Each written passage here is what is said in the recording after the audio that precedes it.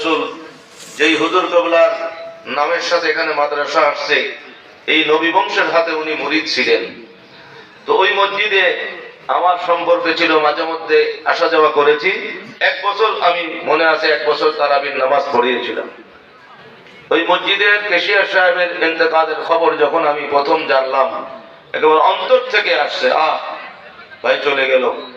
এরপর থেকে যতক্ষণ মনে উঠছে, যত জায়গায় ওনার আলোচনা হয়েছে, সব জায়গায় অকপটে আমার জবান থেকে বের হয়েছে যে আমার জীবনে একজন জেনারেল শিক্ষিত মানুষ, কোন আলেম না, একজন আম জনতা, একজন জেনারেল শিক্ষিত মানুষ, এত ভালো মানুষ আমার জীবনে হিসাব করে যদি আমি 5 জন পাই, তো 5 জনের মধ্যে আমার ওই ভাইটা আছে।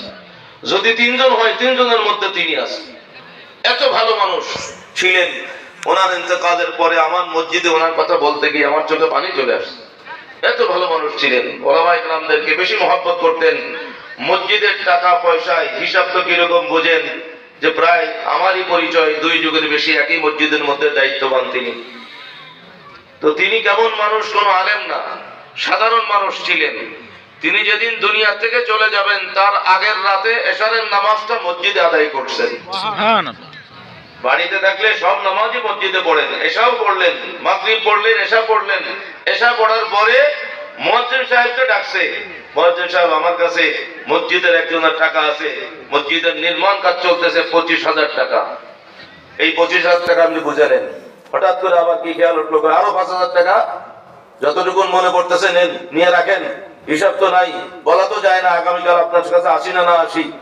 মুয়াজ্জিন বলতেছে যে স্যার আপনি তো আছেন, অসুবিধা নাই, আপনি নামাজ পড়লেন মাত্র চলে যাবেন, ঠিক আছে দরকার হলে পরে নিব। না না না, আগামীকাল আসি কি আসি না, কোনো তো সিকিউরিটি নাই কোনো কিছু, নেন রাখেন রাখেন, হিসাবগুলো রাখেন, আমার কাছে যা ছিল আপনারা সব বুঝাই দিলাম।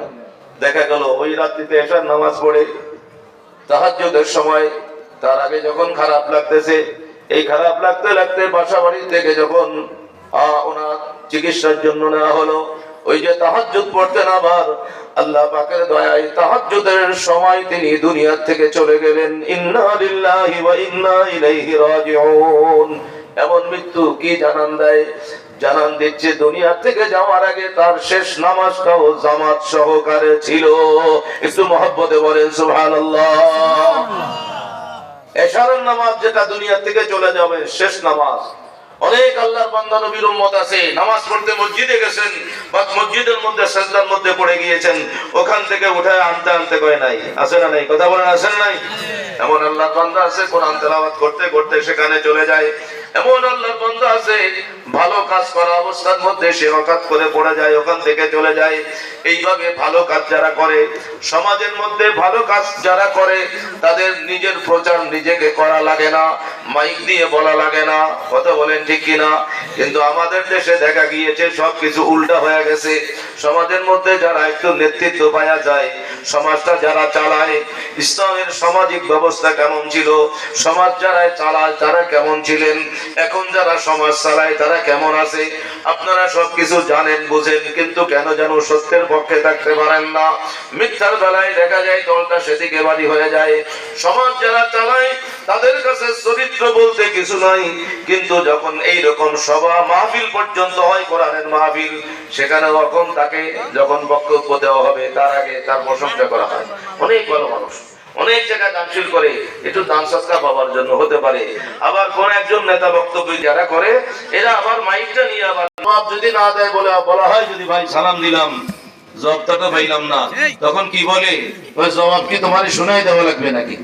আছে না নাই, কথা বলেন আছে না নাই? এরকম ব্যক্তিও আমি দেখেছি আমার ছাত্র জীবনে। চট্টগ্রাম ভার্সিটির মধ্যে শিক্ষক ছিল।